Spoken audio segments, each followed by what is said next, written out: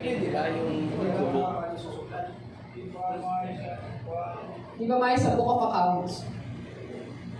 And then the reports in Article 53, ito po yung annual compliance. Ito po yung ipinapasa ninyo sa amin. Ang deadline po ay April 30. Kung friend ko kayo sa Facebook, yun ay nakapin. Yung calendar of activities ng co-op, nakapin po yan sa page ko. Nakalagay dyan kung anong gagawin niyo ng first quarter, second quarter, third quarter, fourth quarter. Itong dinidiscuss ko sa inyo yung mga may panahon, may time, may minutes, nakalagay doon sa calendar, ano yung mga dapat nyo gawin. Pwede nyo gawing reference yun.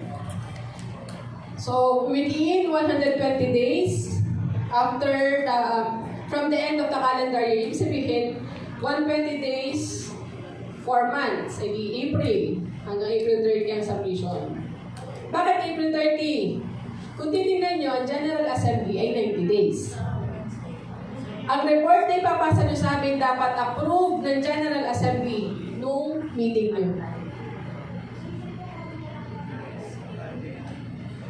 Opo, yung report ng 2023 dapat approve sa GA next year bago nyo ipasa sa amin. Kasi ang report na ipapasa nyo sa amin ay ang report ng 2023.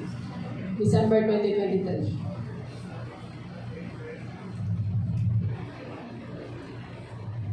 So, banding of accountable officers. Banding daw. Ano ibig sabihin ng banding? Picnic? Kainan. Banding na accountable officer. Inuman ba ito? Ano, sa surety bond, ano po, yung mga may hawak ng property, ng pera, ng asset, ng co-op, dapat ay naka-surety bond. O, magre-renew na po ulit. Magkano ang surety? 2.5? Band noon? Wala na yun. Wala na yun. Depende po ba yung sa capital na nabubuo? Yung halaga ng band ay depende sa capital na nagtitipon? Opo. Kasi yun yung napasok na pera eh. So, yan po ay based doon sa accumulated capital shares. Pero kung ano po, pwede naman kung magkano yung hahawakan ng officers. Kaya yung iba, mura lang. Namahal kasi kapag malaki yung nahawakan na ng officers. Sa hawakan po. Ma'am, may tanong po ako. Yung pong surety bond namin noong nakaraan, yung po pag na-expire, magbabayad ulit kami ng panibago? Mag-renew po. Arin nyo lang, pero yung pera hindi na magbibigay. Yun na lang. Mabayad po ulit kayo. Renewal. Magkano? Band po siya eh. Magkano ba binayaran nyo nun? 1.5 po. Di ba 1.5? Pwede naman 1.5 ulit yung i-declare ninyo. Pero yun po yung mababalik pa sa amin, hindi na. Yung po yung surety, kapag may yun po yung insurance. Insurance pala yun.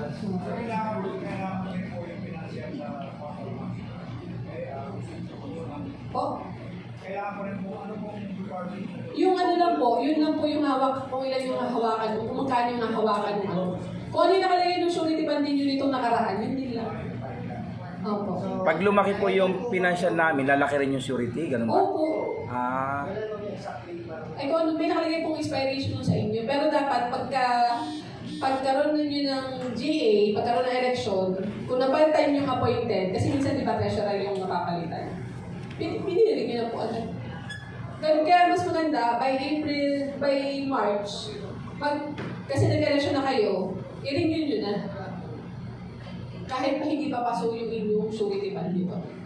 Para next year, kapag change ulit ng officer, sakto ang pag-renew ng surety bond. Kasi kapag hinitan yung April, tapos iba yung na-appoint na treasurer, kasi yun yung naka-surety eh. Hindi yun cover. Hindi cover ng insurance. Bakit ba nagkakaroon ng insurance?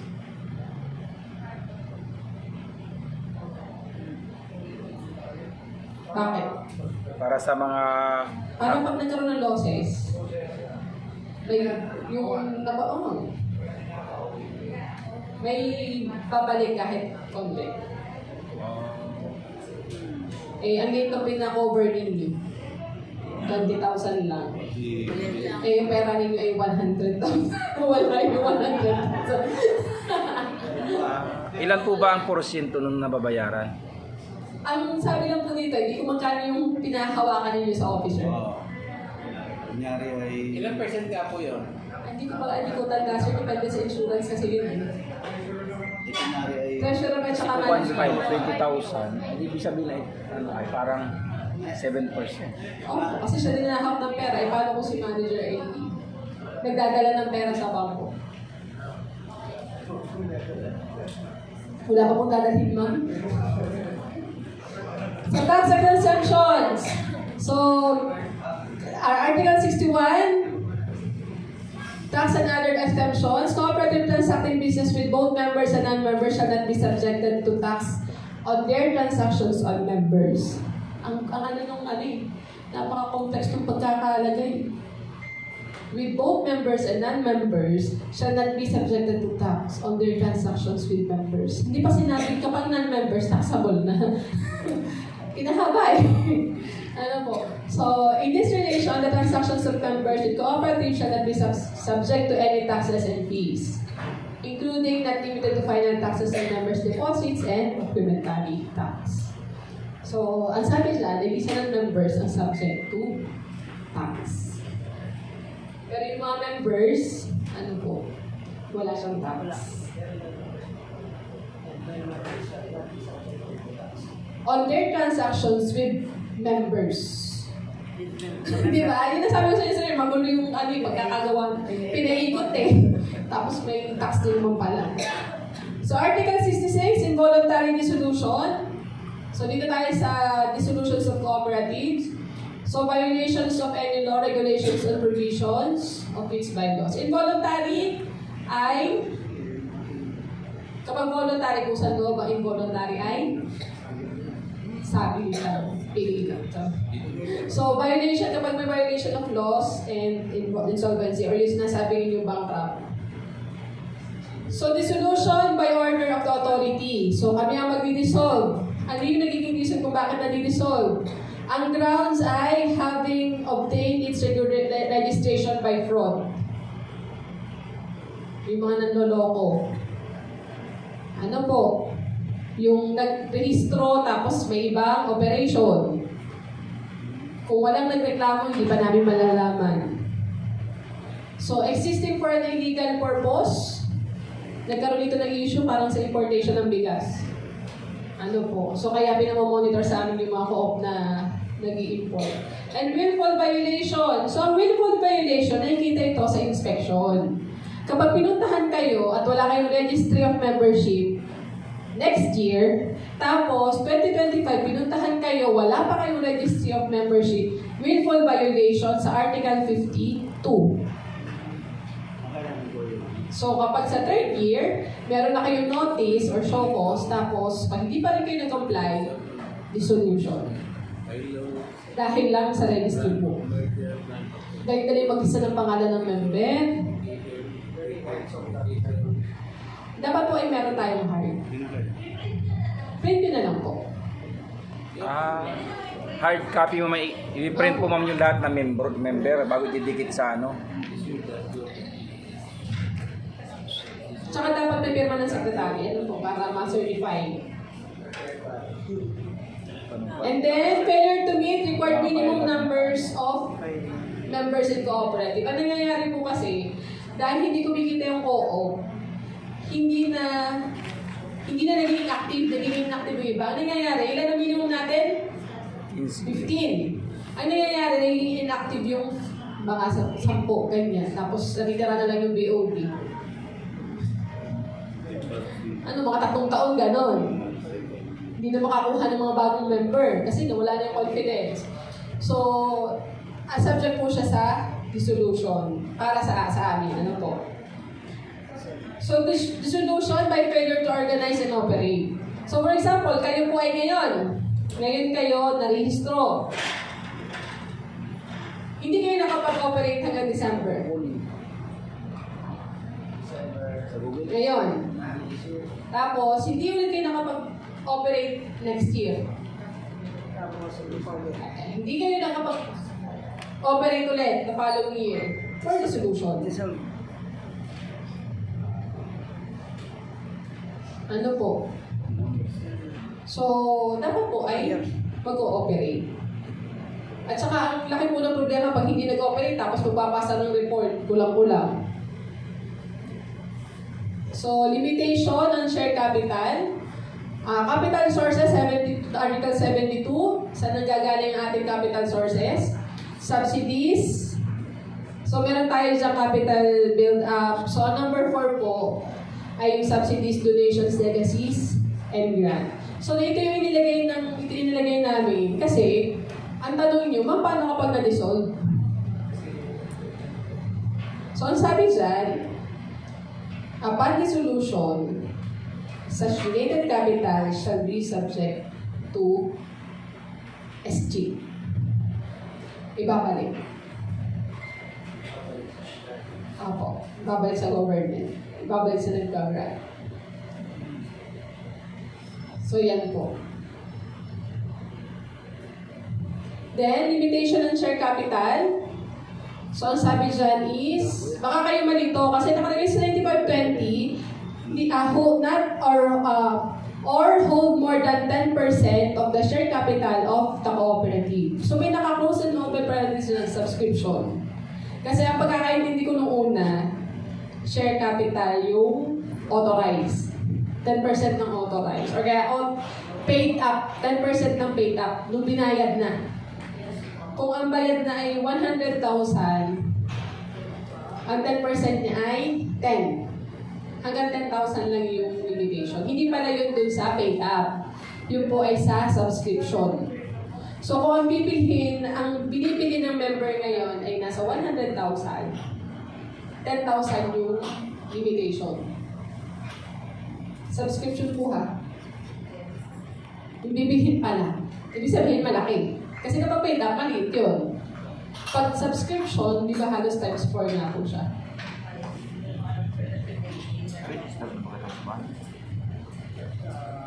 So, capital build-up. So, nakabold dyan ang reasonable and realistic. Sabi ko nga kanina, kung ano na pag-usapan nyo, kahit pa yan ay mabagal, ang pagbibigay ninyo ng kapital, walang problema kasi yun yung napagkasunduan. Reasonable and realistic. Ayun ang kaya eh. Kaya po nung may nag-rehistro dito sa Lucena ng transport co-op, tapos ang requirement nila ay 20,000 subscription agreement. Tapos ay 1,000 monthly ang kanilang nakalagay. Confident sila eh. Kaya namin, kasi di ba mga driver? Di man kaya. Kaya naman. 1,000. Sabi ko sa mga hindi ko masyadong pinupush kasi nga driver sila eh. Hindi ko masyadong malaki. Ma'am, kaya po yan. Kaya nila eh. Ang laki ng requirement po kasi. No? So, kung yun yung realistic at reasonable, walang problema. Basta yun, ayun ay napag-uusapan ninyong members. Kaya mahalaga ang General Assembly. Kasi baka mag-set kayo ng 2,000 monthly, hindi naman pala kaya. Kapag hindi kaya, hindi yan magbibigay. Kapag hindi nagbigay ang member, wala kayong papaikutin operating capital. Kapag walang operating capital, wala kayong isuserve, wala kayong i-offer sa members na service or business. Kaya dapat ay realistic and reasonable. So shares, the term share refers to a unit of a capital. Unit po ha. Hindi peso ang nakalagay dyan. Kung mapapansin nyo, di ba, parang hindi ko alam kung isa kayo sa mga gumawa talaga ng articles nyo. Yung sinasabing shares, kapag shares, ilan yung share mo sa co-op? 10. Kapag sinabing 10, ilan yung par value? Kapag par value, yung bawat piso ng share, magkano? So, kung ang par value ng isang share sa co-op nyo is 1,000, yung 10 shares nyo ay 10,000. Unit siya. Unit, hindi siya pera, siya ay unit. So, ano nakalagay sa articles ninyo? Magkano ang par value? Ang iba kasi ay nasa 1,000 ang par value, malalaki na. Sa bawat isang share, may 1,000. Available naman siya. Pwede mo naman siya. Hindi na siya iaamin. Yun na yun. Yun na yun. Kung ano yung register niya ngayon, yun na yun. Lifetime po siya. So para palaki mo siya, lalaki mo lang din ang share. Palaki po ang share. Ano po?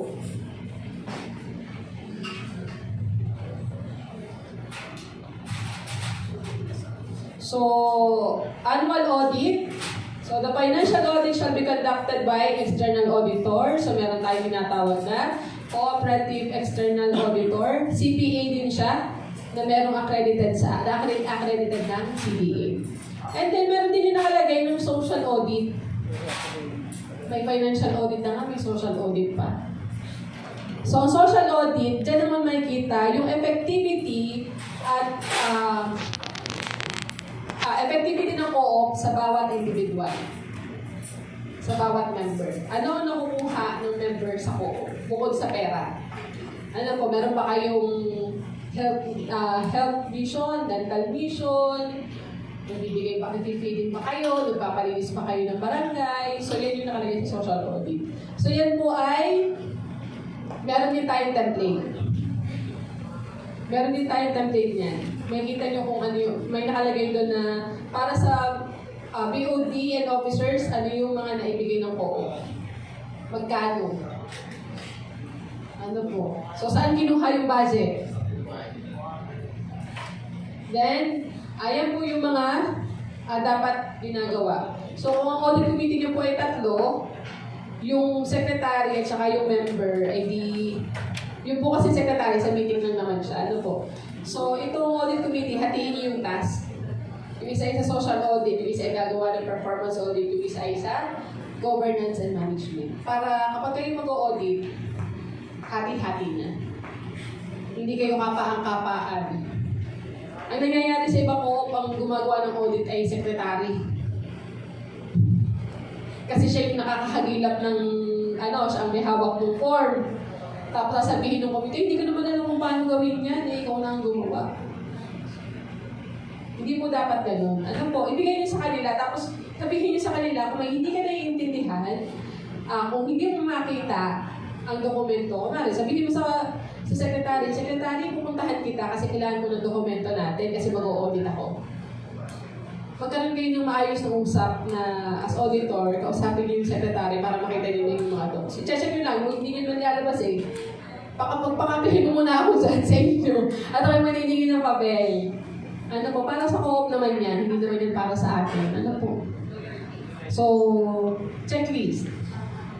And then the authority, consultation with cooperative sector. So ito na ako, nagkaroon tayo ng social audit form para maayos natin yung report natin. Net surplus. So, ang sabi dito, any provision of law, dapat pala nakabold yung mga keywords. So, ang sabi dyan, not be construed as profit. Yung net surplus, yung sinasabi natin net surplus, yun yung kita.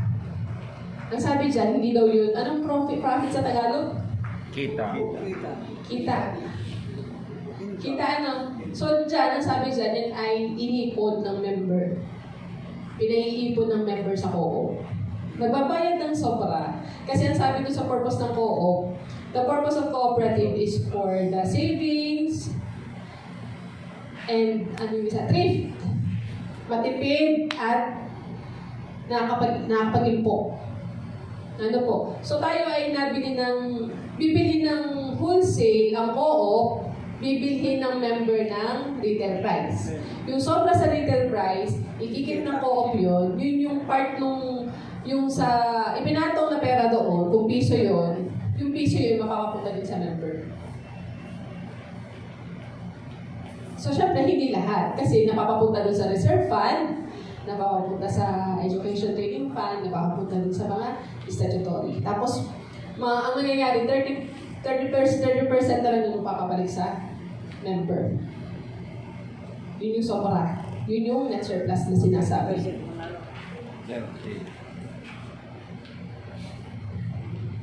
So, order of distribution, ito yung sinasabi kong mga reserve, ito yung mapupuntahan ng ating kinita. Hindi mapapapunta sa inyong lahat. Pero mapapapunta sa co-op. Ano po? So, we have the reserve fund, that is 10%. Pero, dahil kayo ay mga newly registered, ang nakalagay dyan, 50% ng net surplus, mapapapunta sa reserve fund in 5 years. para makapag-ipon kayo. Ang reserve fund po ay ginagamit sa kapag nalugi ang co-op, may paghuhugutan kayo. Ano po? Meron tayong ipon. Habang tumatakbo yung co-op nyo kumikita, ipon lang yan ng ipon. Hanggat hindi kayo nalulugi, ipon yan ng ipon.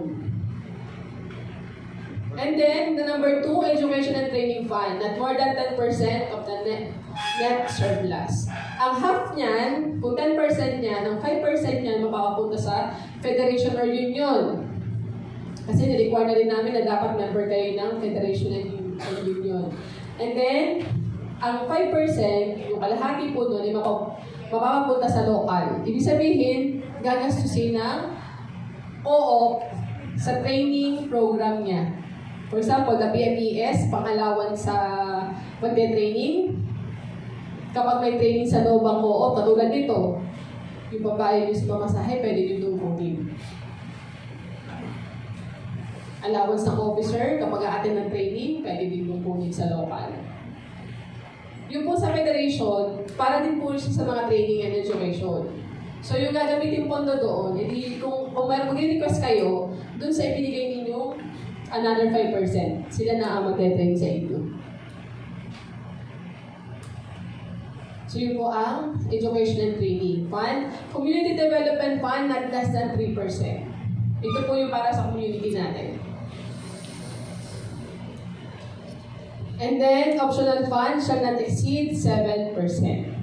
Para sa building and land and building. The remaining net surplus shall be made available to the members in the form of interest on share capital and patronage to fund. So yun yung i-distribute sa inyo. Meron akong sinalihang co-op. Ang nakalagay sa policy nila, di ba in 5 years, 50% yung reserve fund. In 5 years ng membership mo, hindi mo makukuha ito. Ito number 5. Lahat ng kumita ang co-op, pero na hindi ibig sabihin ng hindi mapapapunta sa'yo, hindi mo makukuha para gastusin mo. Naka-hold lang siya. Naka-hold siya, tapos ilalagay siya sa share capital mo. Idadagdag doon. Hindi ilalagay sa'yo as, ibibigay sa'yo pero i-deposit ulit as share capital.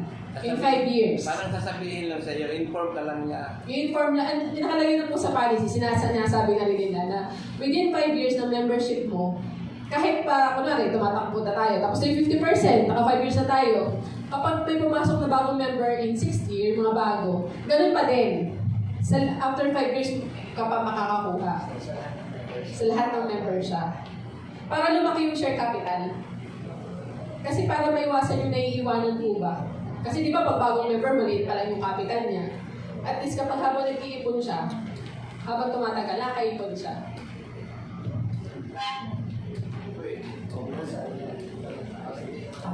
Para makahabol. Opo. At saka tuturuan din ng ibang kumari, may pautangan kayo, hindi ko naman kailangan ng pera. Pero bakit ka nag-member? Sabi mo kasi kikita ako eh. Eh ngayon, kung ganyan yung mentality ng member, ganito sabihin nyo, manghiram ka ng minimum. Ilagay mo sa capital, hindi mo pala kailangan eh. Bayaran mo monthly. May patronage sa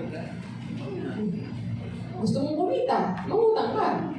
Kasi kapag lahat ng member, gano'n ang iisipin, nagbigay na ng pera, hindi naman manghihirap, hindi naman magtatangkili. Paano iikot ang pera? Invest mo ulit. Invest po. Opo. Imbis, di ba, manghirap ako ng 10,000. Imbis na, wala naman akong pagkagamitan, hindi na rin sa kapital. Yun po kasi yung sinasabi natin na hindi lahat ng utang ay masama. Yun po kasi bumibili ka ng investment. Parang dumakilaan yung Pwede po ba yung po ako ay mga primary ko na siya. pero mag-amayan. Mag-program siya ng savings deposit. Kung nakalagay po sa bylaws. Pero ang isa po kasi best practices ng co-op na alam po. Parang paper form ka rin, parang banking. Opo, pero yung isang best practices din sa co-op, wala nang savings. Lahat capital share. Capital share. Kasi nga, kapag po savings, madali withdraw.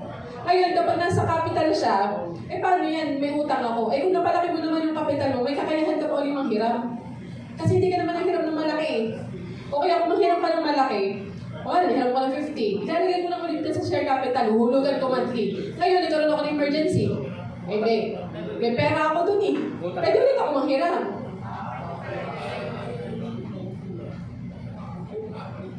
Kasi kapag po savings, ang i-withdraw na i-withdraw. Di ba, kung time deposit mo naman, nakasura. Ay, hindi rin po kami. I-share capital na para i-isa ang kita ng co-op. Paano kung ang kita ng co-op ay, ang kita ng interest ng share capital ng co-op ay 7.8 annual. Eh di sabi mo yung kinita ng pera mo sa time deposit, ilalagay mo sa, sa capital yun. Sige na. Yun po yung nakita ko dun sa isang co-op na hawakan ko. Sabi ko, bakit ayaw nyo mag-savings? Kasi ayaw ko ba na naniningil? Gusto ko ilalagay ko sa savings, iawas na lang. Ibayad na lang dun. Ano niyo yung mag-savings ako tapos yung savings ako magbabayad? Sabi niya, mamulag ng ganun. Iligay mo na sa share capital, iutang mo, iligay mo sa share capital, bayaran mo ng co-op.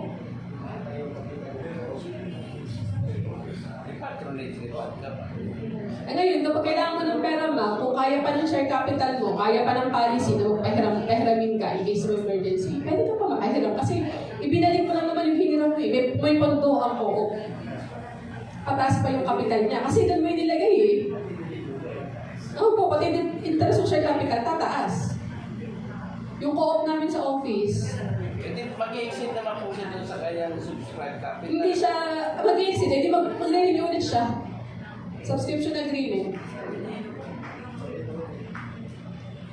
Hanggang ilang beses ba pwede mag-renew ng subscription subsequent na yun, di ba? Ay, basta po na puno. At saka yung pong limit natin ng 10%, hanggat hindi na-limit yun. Eh kapag nagdadagdag tayo ng subscription, tumataas din naman yung subscription ng co-op eh. Huwag lang nalampas dun sa authorized capital.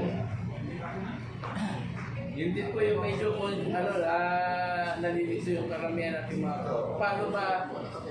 Malilimit. Opo. Yun nga po, kung ang subscription ng kabuuan ng co-op ay nasa 100,000, 10,000 yung limitation.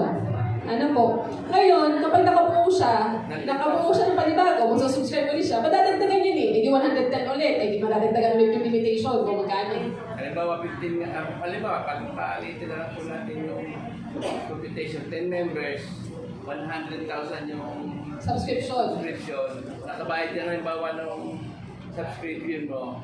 The next year, Magsasubscribe ka na subscription. Hindi madadagdagan ulit yung subscription. Tataas ulit yung 10%. wala po bang limitation yun? Hanggat merong available na authorized Total na capital. overall. Sa authorized capital po yun. Kapag pumantay na si subscription agreement sa authorized capital, mag-a-amend na tayo ng articles of Ay, values. 10% na pwede. Kasi may bibili na nun eh. Halimbawa, nakakolekta. Wala na makakabili kapag napuno nyo na yung pag may bibili na ng authorized. 2,000 ang Eh, di kailangan nyo na magbibili. subscription. I-amend ko na yung A-amend na po. yung Taon-taon pa rin. subscription lang naman. Hindi po, yung authorized ang i-renew nyo. Yun ang i-renew. Ayan ang sabi ko eh. Thank you, ma'am. Oo. Ngayon po kasi pagtaas ng subscription, pagbuo ng subscription, magsa-subscribe ulit siya eh. Tataas ulit yung 10%. Iniaalay ko lang po kasi yung kaisipan ko doon sa ano nga niya, sa authorized cost. Kasi, sabi ko, paano mangyayari yun? Hindi lang pala talaga yung subscription.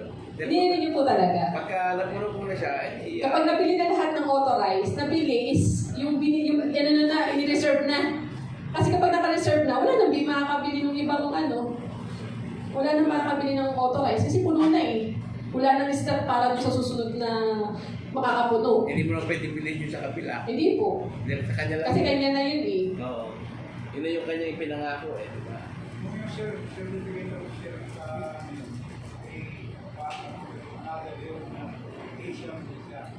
Another, po siya, certificate ulit. Kunwari, napuno niyo na yung 4,000. Magsusubscribe ulit kayo. Pagkabigay sa inyo ng share certificate, may kasunod yung subscription agreement ulit. Opo, may kopya din po ang co-op dapat. So yung subscription, may iipon yun. Sa isang subscription, isang share certificate. Kapag nag-subscribe ulit, napuno ulit, dalawa na yung share certificate mo. Okay. Sa share book. Okay na? Yes, ma'am. Kasi tayo pa kasi siya sa corporate eh. Di ba? Binibili mo stocks eh. Same din po siya. Same din po siya sa idea Iba ng... lang yung tawag. Iba lang ang tawag. Share of stocks. Tado to, share of... Kailan po kasi share of stock sa corporate, bayad yun. Bayad agad. Ang sa atin, ay hinihintay mapulot. Pwede mo utangin. Opo. Ownership po eh. Yun yung kailangan. Okay na? Yes po. Hindi nyo pa ito ma-internalize kapag hindi pa kayo kumikita. O kaya kapag kumita na kayo, yan yung sana yun yung mag-spark sa inyo. Sabi naman kapag kumita, hahati-hatiin na. Matutuwa kayo magkatado. Tapos paano namin nahatiin yung percentage ng internal share capital at saka patronage fund? Kasunod naman yun. Ay, mas magandang matuto kapag yung alam nyo may nangyayari na eh. Yun naman ang gusto.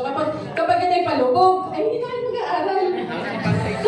Yan ang sure dyan. Ang advantage lang naman ito, lahat tayo sabay-sabay matututo kasi from grade 1 tayo. Unlike yung sa pumasok ka sa co-op na established na, hindi mo na ito maaalala eh. Hindi mo na masusubaybayan kasi more established na yun eh. Oo. Kumumualam ka na ng kaalaman doon. Nakalagay din po sa 9520 ang Article 100, Powers and Functions of Cooperative Banks. So, kilala niyo naman ang cooperative banks natin dito? The Co-op Bank of Quezon. So, same as ibang bangko, yan po ay BSP din. Ano po, kung anong nagagawa ng ibang bangko, yun din po ang nagagawa ng ating Co-op Bank. So, to provide financial banking and credit services to cooperative organizations and their members, and may all perform the banking services offered by other types of bank subject to the prior approval of PSP, or Bangko Sentral ng Pilipinas. So, tayo lang, ate Amy, tayo lang sa Region 4, Cavite at saka Quezon lang. Wala nang Cavite. O, Quezon lang meron co-op bank. Diba? Tayo lang ang may co-op bank sa Region 4. Wala na po ba yung sa Amos? Wala na daw. Hindi. Hindi ba yung sa Amos nila ano yun? Ano din sila, BSP, ano din naman sila. Nila sa Santiago. At saka mahirap ang audit nila. Dati ng kakulit. So ano pa? So we have the Article 135, Compliance with Other Laws. So kung tayo ay lumalaking kooperatiba, meron tayong 10 at higit ng empleyado, dapat compliance tayo sa DOLE.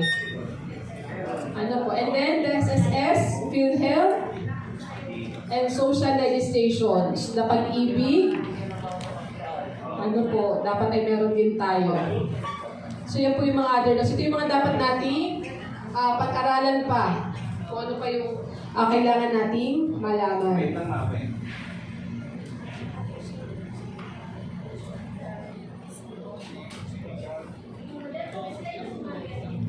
67/104. Hanggang strategic plan. Hanggang 135 to. Articles to. Ano lang to yung salient features lang. Hindi ko naman nila lahat. Silent pictures lang. Kailangan i-refer na sa link sa DOLE. Yung po sa sampo, kasama na po yung 4 na management staff. Halimbawa, 4 na 4. Malapit na. Biyari. Kasama po yung 4 na management staff dun sa sampo. Ay, doon na yung ano. 10 mataas po, tsaka po magagol. Ako, sa DOLE nga po, dun sa sampo. Kasama po Wala ba pa yung rin management staff? Yung Ah. manager? Kasama ang management staff. Pero ang BOD hindi.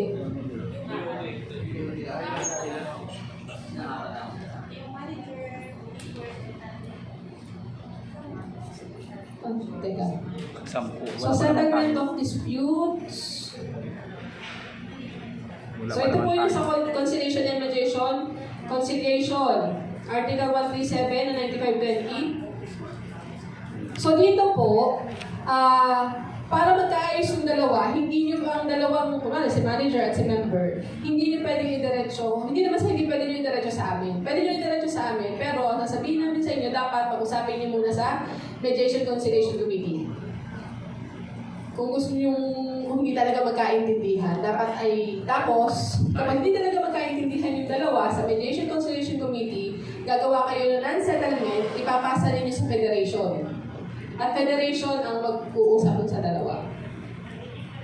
Kapag hindi pa din, Certificate of Non-Dispute from Federation, pupunta na sa amin.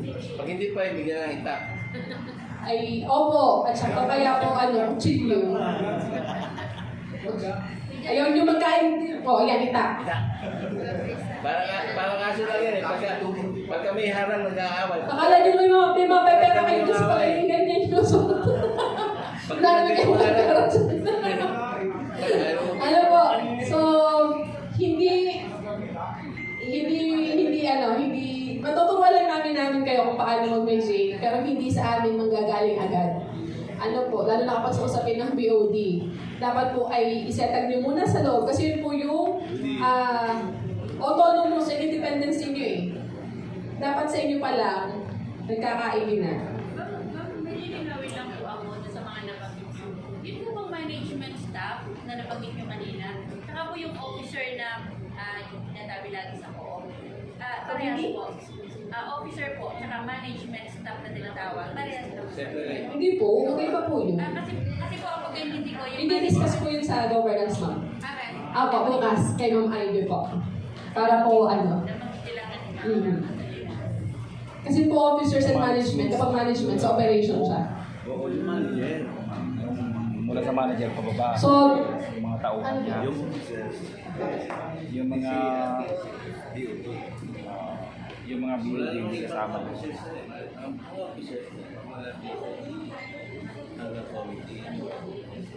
Ngayon, nasi-separate sila. Yung operation, para malaman yes, hanggang sa nakapag-booking. Siguro si Mayor.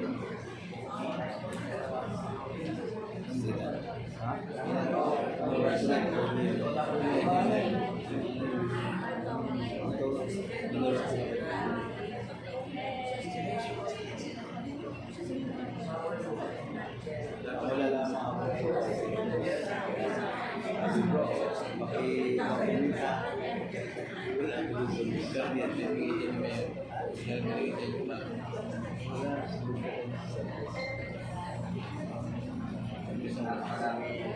Kaligan niya kami.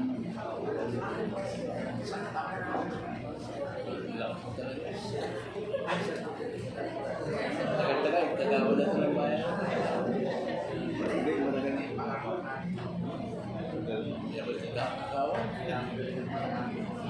Matagal ang kakawad.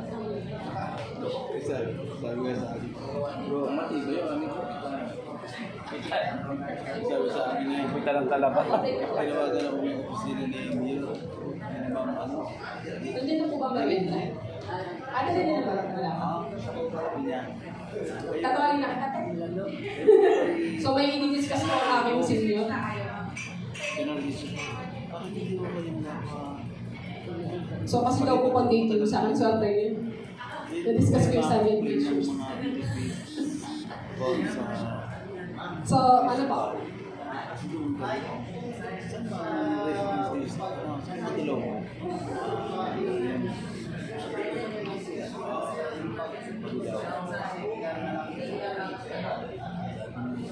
I-schedule na po yan next week.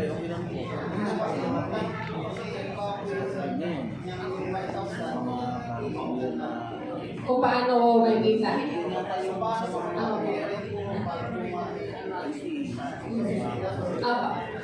Diba? So, ibibigay ko na po sa inyo ang aking boss.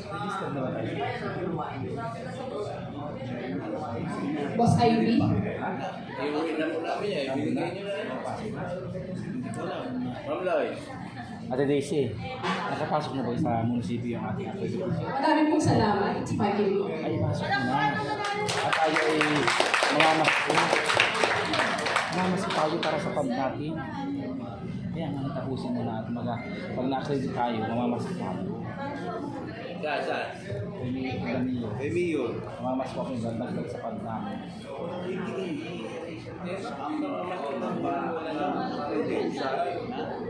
Malaking proposal yan. Ay, bukod dito yung pangarap namin.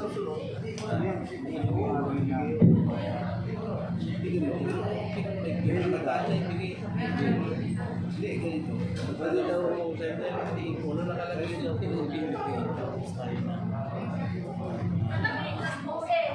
Wednesday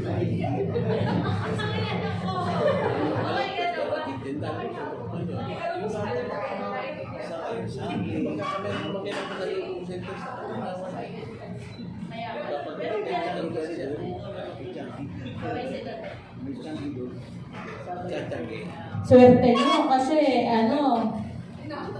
inabot ng second day yung ano ni Ma'am